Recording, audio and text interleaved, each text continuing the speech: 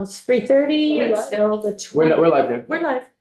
On the 20th of February, and we're finishing up with and invited Northeast Kingdom Services back in to join us, because we unfortunately had to cut them short today because of our joint assembly. So welcome back. Glad you made it home safely. Thank you. And so I'm here with Amanda Cochran too from Umbrella. And so I really want to speak about, I'm going to keep it broad, but today was NEK Day, and I do want to speak a little bit to the Northeast Kingdom. So I'm going to have a little bit of data from our shop, but want to speak in broad terms about the Northeast Kingdom and mental health and social services access in general. And so I am going to share my screen for a second. But the first thing I want to say is I really appreciate how attentive House Healthcare has been to the Northeast Kingdom over the last couple of years. The investments provided to the designated agencies, but also the area for services that we'll talk about a few of have really, I think, paid off in terms of impact. And saying, one thing I also want to note is that, look, we always talk about industry, how do we have good jobs? And I really want to emphasize that there is so much economic investment that comes from healthcare that benefits rural areas, including the Northeast Kingdom. And I just really want to say that good, well-paying jobs with benefits come through Northeast Kingdom, through Umbrella, we were talking about Journey to Recovery earlier, through our partners, the hospitals, like they are economic engines. And so I just want to say whenever the committee, the legislature has invested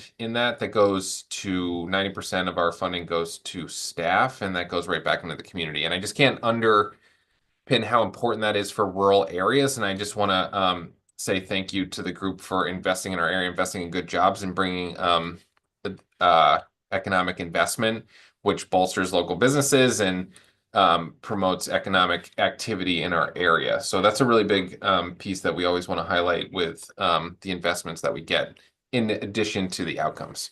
So I'm going to share my screen quickly here. Oh. Can everybody see that? Yeah. Okay.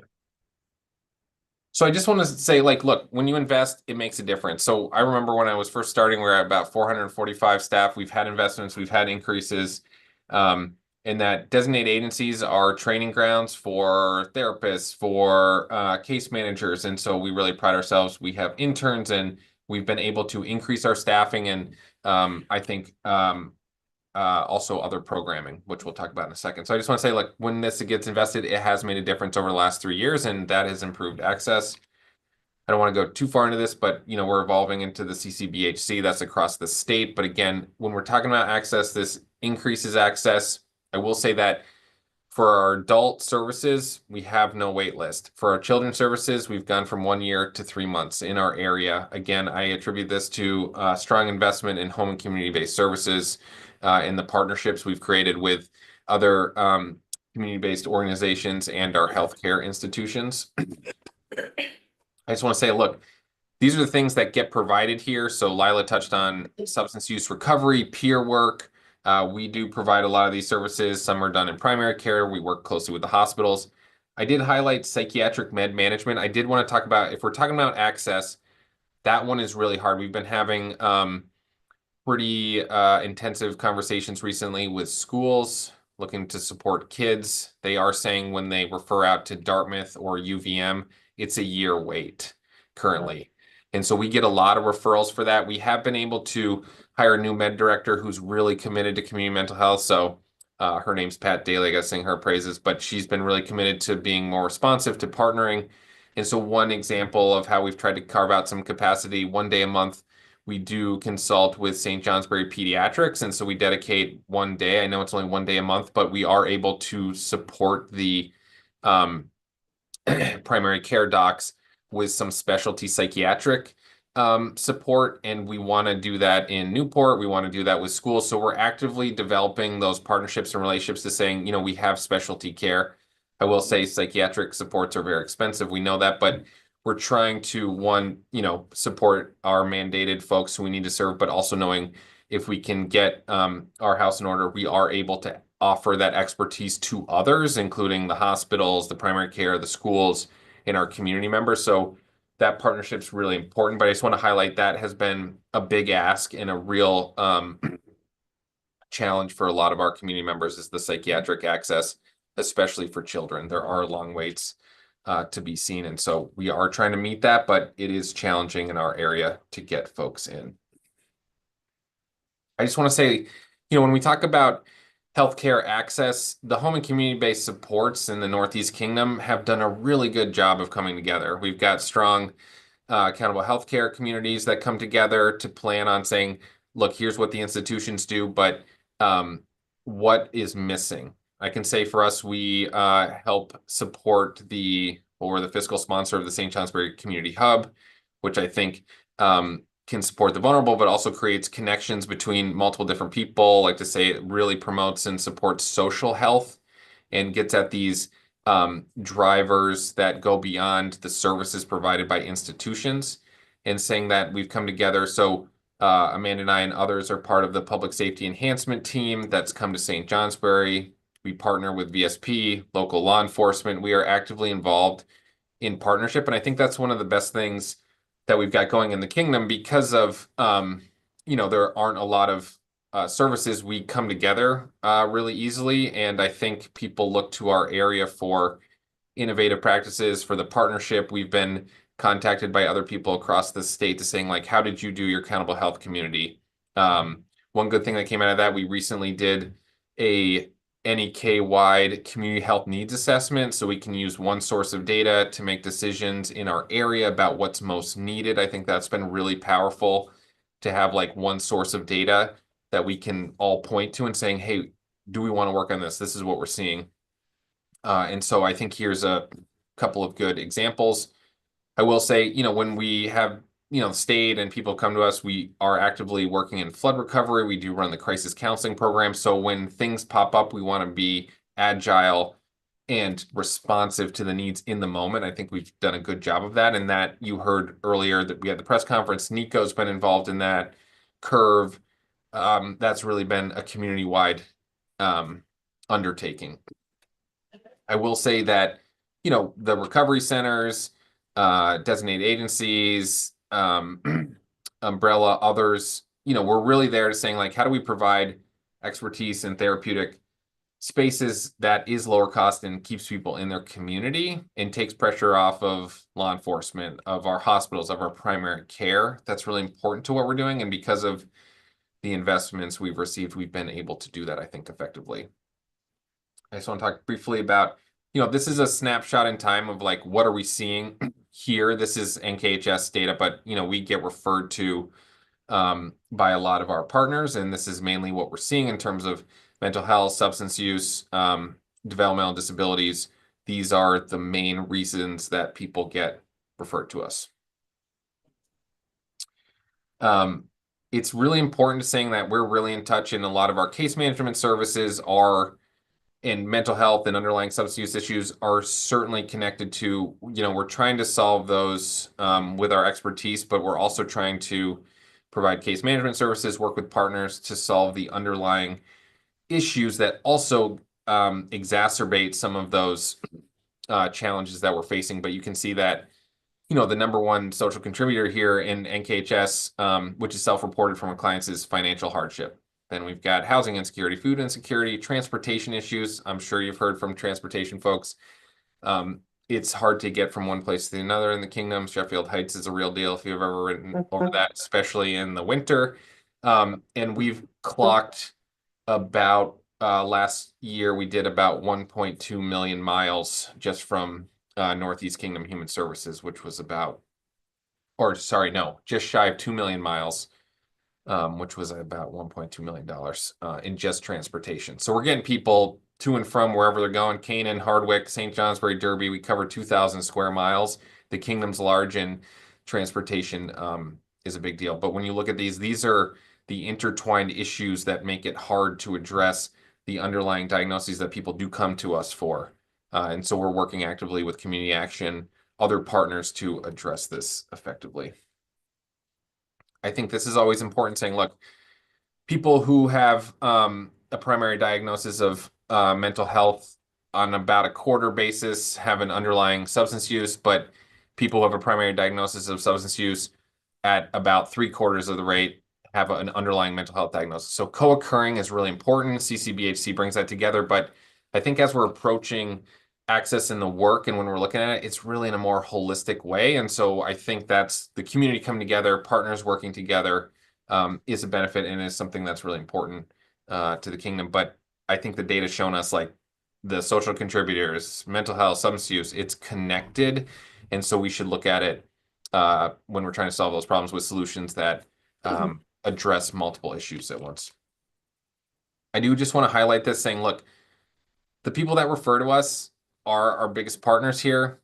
Northern Counties Healthcare, a quarter of our referrals. North Country Hospital, over 30%. Brattleboro Retreat, NVRH. And so, this is specific to the DAs, but like we are supporting folks that others can't. And they refer to us, they look to us for expertise. It's important. And I think, again, when I go back to saying it's a therapeutic, we have expertise, and it's usually for less than the other partners that do it. And so investing in us is an investment in reducing costs and pressures on other partners is really important. But we're able to support these folks in the community, keep them in the community, or as a step down from inpatient, support them here. Again, this is really important. NKHS is a 988 call center. We have mobile crisis. We've stood up and are running the front porch, which is the urgent care property, which is going really well. And then we're always going to follow up in acute and refer out to longer term services. I did want to show this. So this is through October. I do have an updated one, which I'll find really quickly when Amanda's talking, but we have it through December. We've seen increased utilization every month. January was no different. And I think we're somewhere in the high 90s. Like most months, we have nobody that's going to the emergency department. So when they come to us, there have been a few people that we do need to go get medically cleared, but they can come back to us. But for the most part, it is the hospital diversion program that we thought it would be. And we're currently renovating and should be done in the fall with the 2 to 10 day crisis stabilization beds, which should increase our ability to support the people in our community and in our area. And then Just want to say really quickly, because we're all sort of doing a collective breath. Yeah. That's pretty impressive. Yeah. Yeah, thank you. Yeah, it's been great. I gotta give kudos to the team. It's been really illuminating. We use peers there with some clinicians on hand, and so we do break it down and be happy to come back and do more detail on that. But it has been really successful. We've really emphasized education with our partners. North Country Hospital and Primary Care have really spoken highly of the partnership and ability and have really been just trying to educate their partners and peers. And we work with law enforcement. And so, people are like, well, how do you get in? It's like, just bring people here, just walk in, we'll figure it out. And the location is really close to the hospital. So if we need that, it's also closer to journey of recovery. So it has been a really great experience and some really intense things certainly come through there. So yeah, I just want to reiterate my appreciation to this committee for supporting that a couple of years ago. Just saying, we use the CANs, which is child and adolescent needs and strengths, but when they come through, we see a reduction in need or an increase in resiliency. This is the data we're trying to present, saying like it does make a difference when you come here and saying you don't need to be here forever, we can make a difference, and then transition out to less intensive need. And again, we've gone from 1 year to 3 months waitlist. I know 3 months can feel like forever for families and caregivers who need their kids in, but we've tried to get really creative about what can we do if we just have therapy available, can we get somebody in? And so we've been trying to be more responsive in the moment into our partners and try to build capacity. So we have been, with the way value-based payment is, we only get paid to see so many, but we've been seeing over 10% more than we do get funded for, in the idea that we can build and grow capacity. So we have been really trying to meet the need that's been out there. And so, I just want to emphasize like the home and community-based providers, which goes beyond NKHS, it's Umbrella, it's Journey to Recovery, it's NECA, like we are actively working together frequently to keep people in our community, to support them, to help them get jobs, stay in jobs, and to reduce the need on more intensive services. And just saying, when you invest in us, we feel that we've been able to do more impactful services, which again, I think is a good return on investment, and also more appropriate therapeutic support. So I just want to say, like, the Kingdom is doing it. And one thing I just want to highlight, we've been contacted by 988 Lifeline to work on national policy. We've had people from Washington State curious about the front porch and want to come see it. We've had people from other parts of the state want to come up and saying, how are you doing this? This is working really well. And so I do just want to emphasize that the Kingdom's got some innovative stuff going, and it's through partnership and a willingness to evolve services across the thing. And so I just want to say, look, good investment, but we're also able to, execute on some of these things, and it really is kind of that team effort. So I feel like just want to sing the praises of the Kingdom right now, and we've got a lot of good things going on, and need continued support. Thank you. I think we have a couple questions. Daisy, do you have a question? I do, and it was about HCBS, and I may have missed it. You may have said this when you were first showing that last slide. DMH was here recently talking about their budget, and I think that's a conversation where it came up that there were some changing eligibility measures around HCBS services. They were being shifted around. You're shaking your head, Kelsey, like you are familiar with that. Do you have any concerns about it? Well, it's always one of those things where they present, so this is for CRT eligibility. And so I think this is where they're moving from HCBS to the state plan, I believe. Is that what you're referring to? Yeah. Oh, yeah. So yes, I think the concerns are always in, like, how is it implemented and done? I do worry about the reassessment state for folks who have serious mental illness and saying, okay, they're stable, but it's because they have services. It's going to be a training issue, and to make sure to really emphasize that this person's stable because they have services, and saying, I do worry that people could lose a higher level of care, which would, have them become destabilized and then use the hospital, and then they qualify, and then they come back and they have the services. And then if we're not careful about how we're reassessing, and that's, the state wants to move from to rehabilitative over habilitative is the language that you're using. And we agree with that. People can get better. But we just want to make sure that we're not prematurely or have an assessment that doesn't accurately represent the needs of folks, because sometimes you're like, why does this person have so much supports? They seem stable. And you're like, well, it's because of the supports. And if we're kind of getting people in and out, we're going to hit this thing where they're going to get hospitalized and then come back to us and then be eligible for higher level services and then lose that. So I think I just have some concerns about the implementation. We have been working closely with DMH to talk about how to do that and get some training. So there are some high level concerns that I think we're hoping to work out in some of the detail work. But I'm a little worried about frequently reassessing supports and services on a 6-month basis is kind of hard. It's also hard from, like, a provider standpoint. So we're working through that right now with the state to get ready for the July 1. I'm glad you're at the table. Thank you. Stacey. Thank you. Any other questions?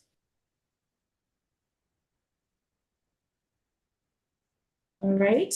Oh, I just want to say that it's not a question. There was like sort of a reaction during the part on care, and please use my words instead of going, that it's not surprising, but it's not surprising. It's encouraging, and there's like another word. It's a little bit thrilling, because it's like you take a chance on something, and it's rolling out in other places, and it really could change the experience of people in the system of care over time if this takes root everywhere. And so I just appreciate your early adoption of it and your effort to make it successful. So that was like a more eloquent way than going, so, all right. I just wanted to say that to you. Thanks, Brian. And let me, I do want to turn it over to Amanda because she's got some great stuff, but I just this was the updated one I want to get, but so we're seeing more folks. We had a little dip in November, but up, and then in January too. But you can see here, this is the percentage of people that went. And so basically every month, but 2 has been 0%. And then in October and November, you can see 2 and 4.5% of people went to the ED. But I just wanted to share that bit of data saying, I think how we're approaching that is really about, we don't want to use the hospital, they don't need it, and we can handle it. And I will say some of it's been pretty intense with what comes in, including substance use and also intense suicidal ideation. So the team has been incredible in handling the intense needs that do come through the door. And the peers have been wonderful. And the ability to relate to folks who are struggling has brought some folks in who might not traditionally seek supports. So that's made a big deal. I just want to highlight the peer work too. Great, Brian. So it's like I'm trying to make this a simple question. I'm curious about the impact of homelessness because in Chittenden County in October, there was an eviction from the motels, and we saw hundreds of people on the streets. And at first call, I work there. Like we saw a lot. We still see a lot of homeless people, honestly, in Chittenden County because there's hundreds still on the streets. I'm curious, how has the state's policy on emergency assistance and homelessness been impacting crisis in your region and the use of the urgent care? Because you mentioned that I think 18% have housing insecurity. So I'm just curious if that spike might have been related to that, or in general, how is the housing crisis intertwined with the use of emergency mental health services in Northeast Kingdom? So it's a different place than Burlington. I'm curious, Yep. like in your region, how does it play out?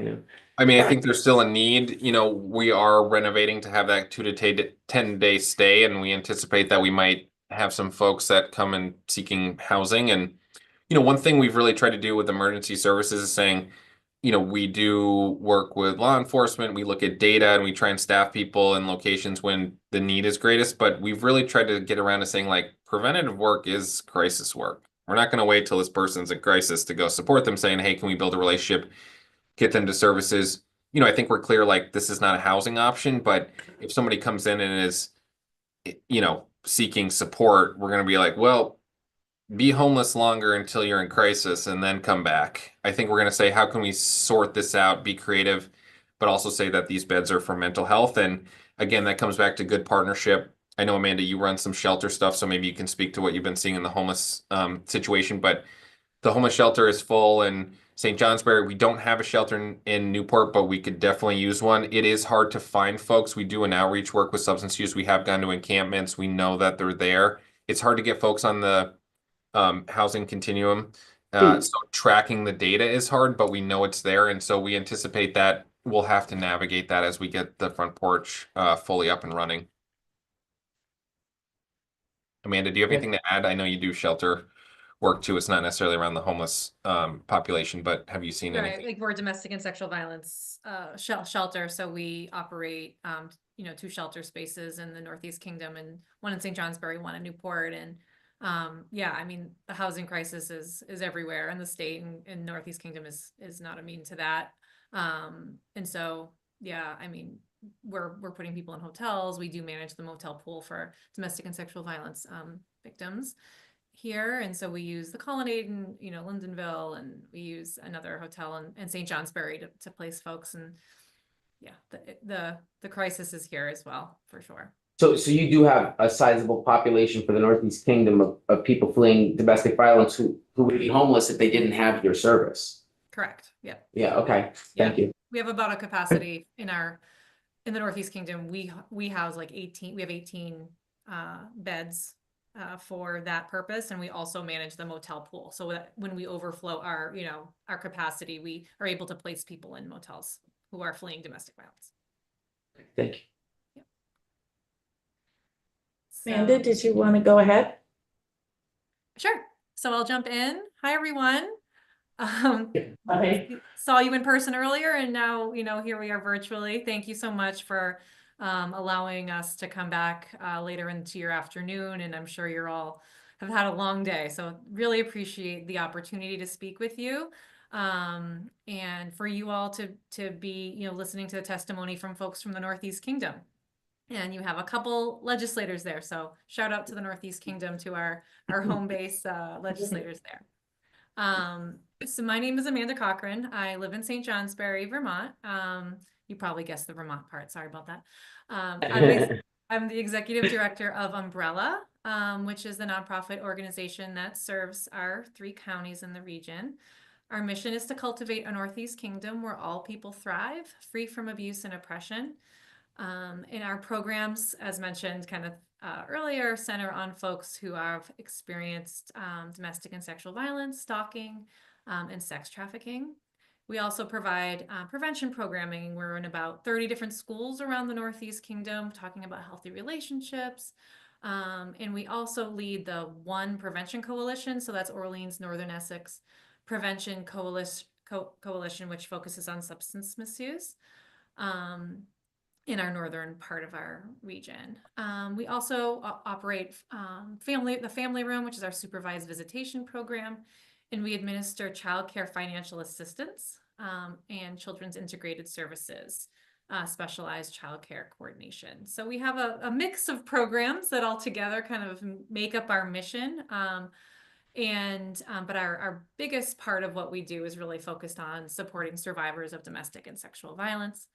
And today I wanted to highlight kind of, a specific issue. Kelsey did a great job, and Lila, of talking about some, mental health and substance use in the community, and kind of how, that big picture, which is great. But I wanted to focus a little bit more specific to one particular issue. And before I jump into that, I just want to, piggyback on some things Kelsey had said, and really just say that prevention is really important, right? And I know the Department of Public Health does a lot of great work here in Vermont, and unfortunately there isn't enough resources often to go around, and I think sometimes prevention around domestic and sexual violence is something that has not gotten a ton of funding.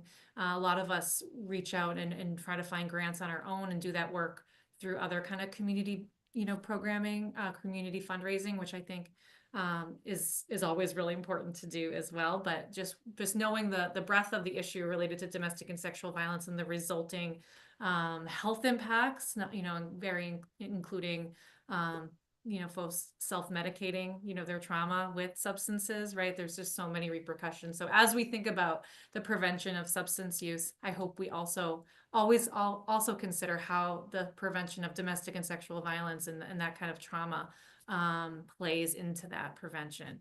And so as we're listening to Department of Health plans, that those are inclusive of trauma as well. So with that, I wanted to focus today on a healthcare program in particular, that impacts victims of domestic and sexual violence and child abuse in our state. With many challenges facing our healthcare system, it's essential that healthcare services for survivors of violence be maintained, especially in rural regions such as the Northeast Kingdom. According to the CDC, 40 to 50% of all people will experience some form of intimate partner violence in their lifetime. It's intimate partner violence is a public health issue of epidemic proportions, yet the investments made into our healthcare system to directly address domestic and sexual violence pale in comparison on the resources made available to tackle other severe and chronic health issues. Last year in our region, Umbrella served over 600 survivors of domestic violence and sexual violence in our community. So I hope that this is new to you, but when someone is assaulted, there are special nurses that are there who provide care to those who need it, and they're called forensic nurses.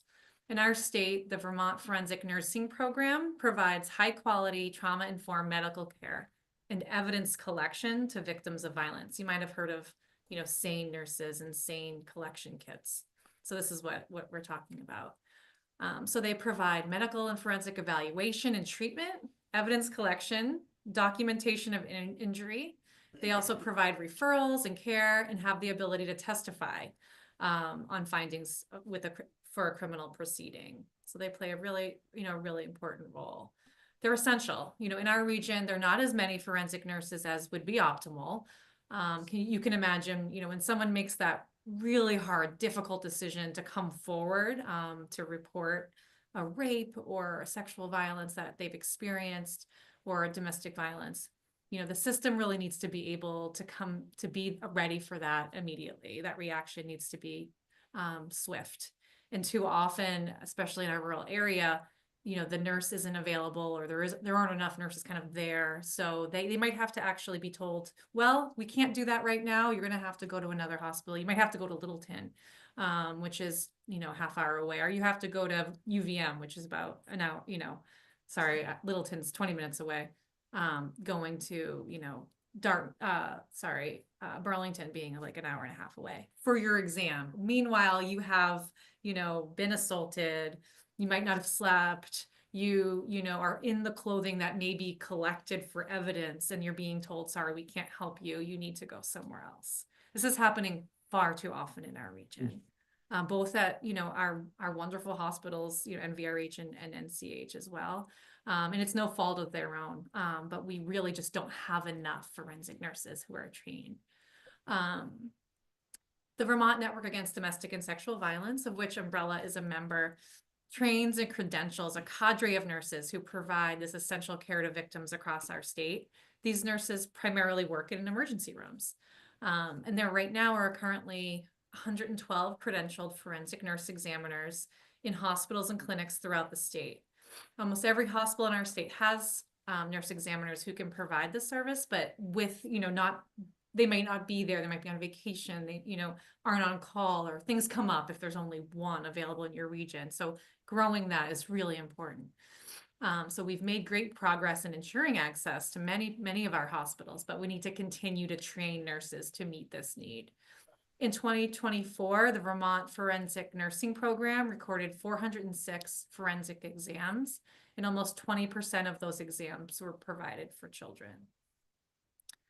So as the legislature contemplates significant changes to healthcare delivery systems, our partners at the Vermont Network Against Domestic and Sexual Violence and my other colleagues in our member programs around the state would be happy to share more with the committee about the Vermont Forensic Nursing Program, so that we can ensure access to this essential care, and that this is preserved and strengthened in all regions of our state.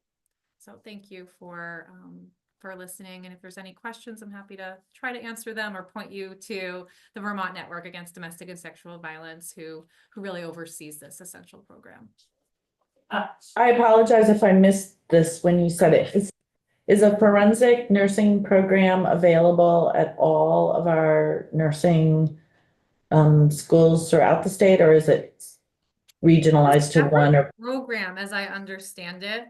And so it's not something that's necessarily part of the nursing school. It's like after you're a nurse, you can then enroll in this program, and it's offered, I believe, once a year, that you can get this training and become a forensic nurse.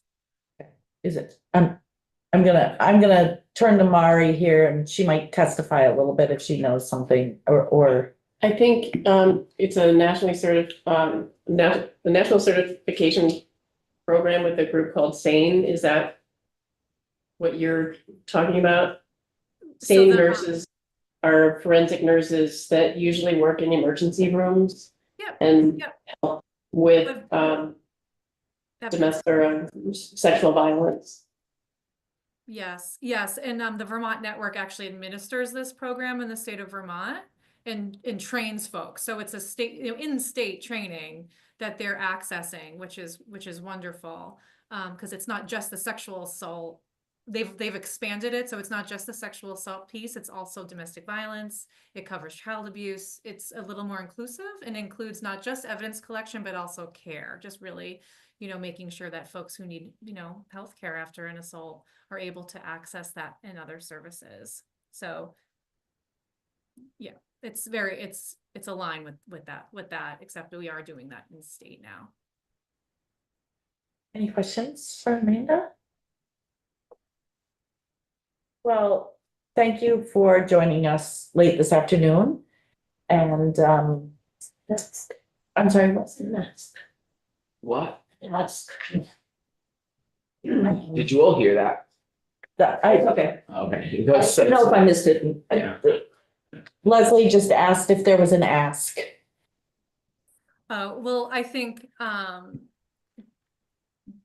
as I kind of, when I was ending my remarks, I think that, as you're looking into healthcare delivery systems and just the new, changes that may be involved, that, Vermont Forensic Nursing Program is a something to, remember and think about as these decisions come down the line, and the Vermont Network would be happy to come in and talk a little bit more about the detailed asks and money pieces of this program as you move forward through the session. Great. So what I'm hearing is that you want us to continue supporting your good work. Please, please, Okay. please continue to support this and maybe consider, even supporting it more as we need to really Yep. build this cadre of folks who are Thank you. working on this, but yeah. And the DAs have an ask and that's out there, but when I speak to any committees or legislators, like sometimes I feel like thinking differently about healthcare affordability, like how do we build communities to alleviate the pressures on institutions that provide great care, but is also the most important, expensive care. And so I think an investment in home community-based services is a way to address affordability. I'll keep making that case, and I'm sure I'll see you all later in the session, but I appreciate your time today and talking about the NEK, and hope we can illuminate on the innovation and partnership here and replicate that in different parts of the state. Thank you. Thank you. Thank you all. Take care. Have a good day, everybody. Thank you. Bye-bye. Great, so we're back tomorrow after the floor. Are we? I'm looking at it. I apologize, everyone. I end up getting a new schedule every single day and I forget to throw out the other ones, so I feel like I'm The floor. Oh, yes. Floor's at 9:30. Floor's at 9:30. And then after the floor, we're gonna do some bill introductions. Or we're gonna review and vote on H-96, which we did mark up on today. So I asked that everyone try to be here, please. Or we have to use our remote vote. Yes, and we haven't experienced it this year so far. I think the rules is 3 per year. Yep. 3 days. No, 3 votes. 3 votes. What? That's Days, 3 days. So if Days. we voted out 10 bills in one day, which for the record, that's never It's gonna not gonna happen. happen, yeah. But if we did, that would count as one day. Oh, I didn't realize So that. it's 3 days. I was just reminding people that if you're really, really sick, you don't have to come in to vote, because part of why I'm avoiding the building is because everyone's coming in here extremely sick, and then I keep catching other people's things. So we have that option. Yes. That being said, I'm likely to wear a mask if I feel sick tomorrow and come in here to vote and then run out of the room because I don't want to use my remote day up for one vote. So And then in the afternoon, we're gonna go through, like, remember we did a couple weeks ago where we invited in sponsors of bills. We've gotten a lot more bills since that time. We've invited people to come in if they'd like to introduce their bill to us. And then I think we're gonna spend some committee time before we end. And I'd like to spend a considerable amount of time on this, if we could. We need to be thinking about, we need to make our budget recommendations. We have that. oh boy. And we have next week. And then we have the town meeting break after that. And then we have exactly 1 week after that until crossover. And so any bill that we want to be able to get out that will have action, the possibility of action on it this year from the Senate, we need to have out of this committee by the 14th. And budget needs to be out by Wednesday. We need to have our recommendations in. So I want everybody to be thinking about, we've heard an awful lot over the last 2 months, month and a half. I don't even know how long it's been. And I just want people to sort of be thinking about what you feel like you would like to be working on, what you think we should be working on, what you think we could achieve in the short time we have left. And it doesn't even necessarily have to be a bill that's on our wall. Don't forget, there's the committee bill process. Exactly.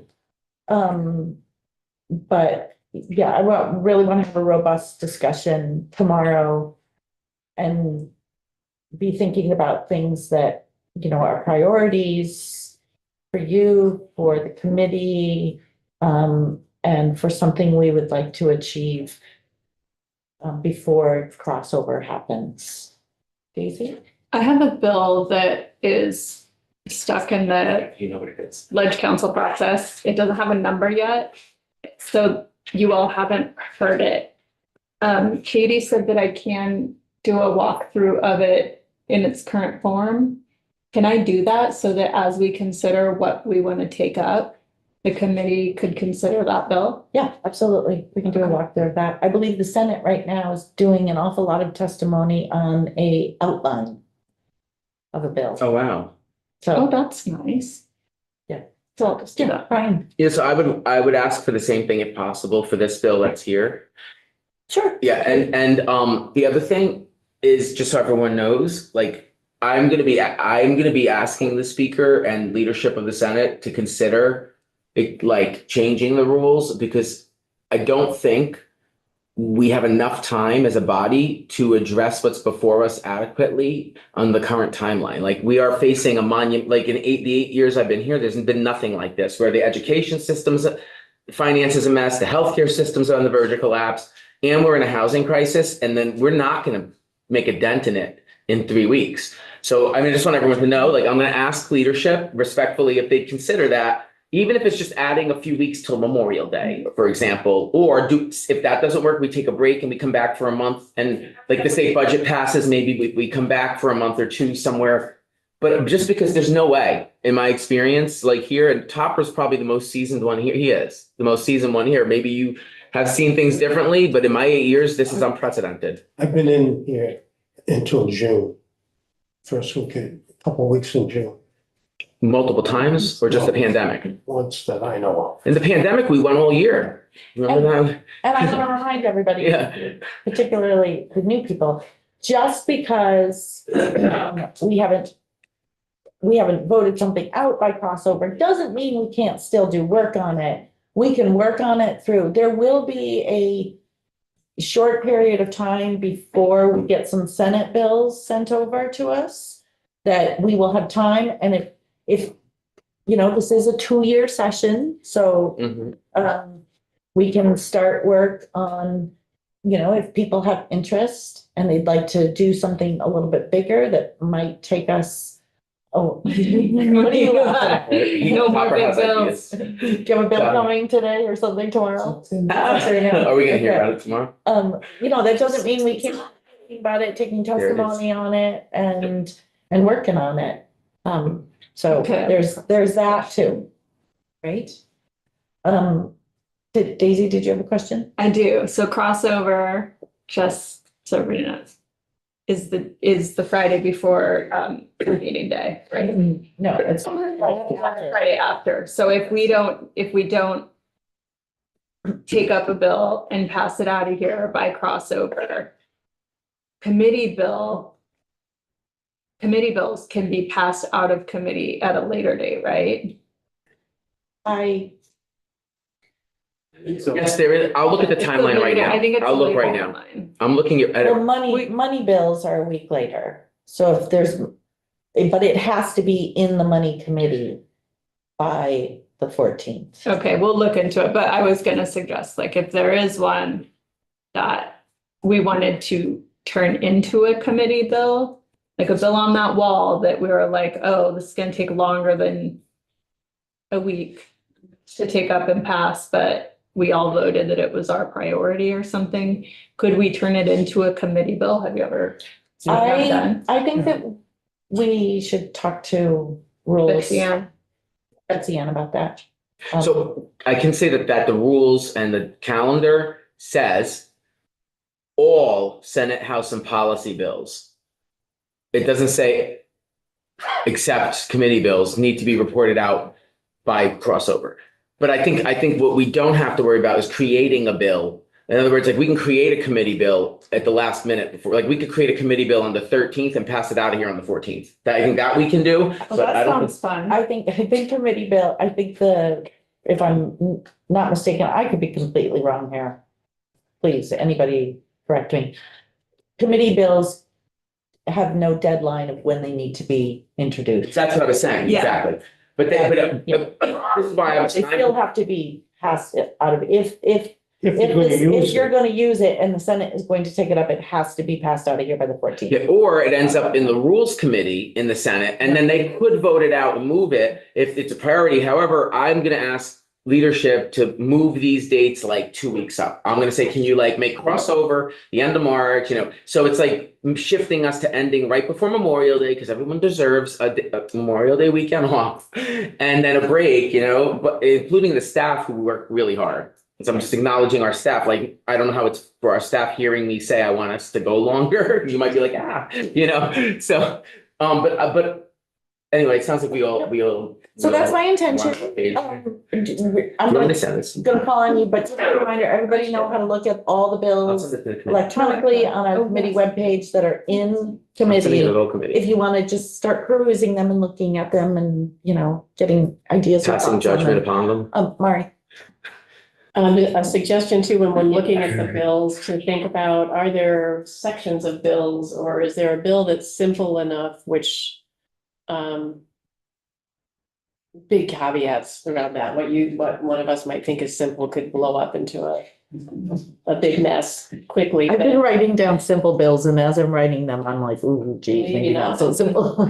But there might be pieces or small bills that could be added as an amendment to a Senate bill that comes over, if it's germane. Yep. or there may be Yeah. a companion bill in Yes. the Senate There, that's, we know it's gonna come Yes, over. Right, yes, there may be some companion bills in the Senate for things that we have here that will come over to us. And also, there may be things that we want to work on or do that we're not able to get into one of our bills. But if a Senate bill comes over and it's germane, then we can do that. I think I had asked Jen today about maybe with if we have a Senate bill coming over to us around the Green Mountain Care Board, if maybe we could do something in that.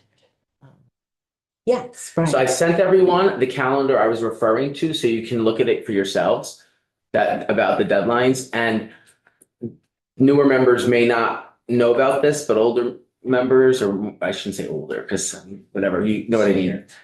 Senior members, that senior members might remember when there was a bill about taxes on tampons that turned into the vehicle for like all these tax things. So there are ways to, when a bill is in committee, you can do more with it than on the floor. I've learned that. And we can do, You can do that in the committee, yes, a lot. because there's a bill there, Exactly. you can hook anything on. Exactly. On the floor, it's harder. Like it would be harder to, like, if there was a bill that's a tax on tampons, for me to be like, I want to cut property taxes. Like, it'd be harder to figure out how to connect that. But when that bill's in committee, you can just, they call it a Christmas tree. You can like just start tacking things onto it. So I think that's what our chair was explaining, is like that there's many ways to get things done, even if like this deadline flies by us. But I still think we need more time. But you still should try to meet the deadline. Yeah, yeah, exactly. We need to get as much done as we can without overburdening taxpayers and the staff. Okay, so that's what we got going on tomorrow. Thank you, everybody. Sorry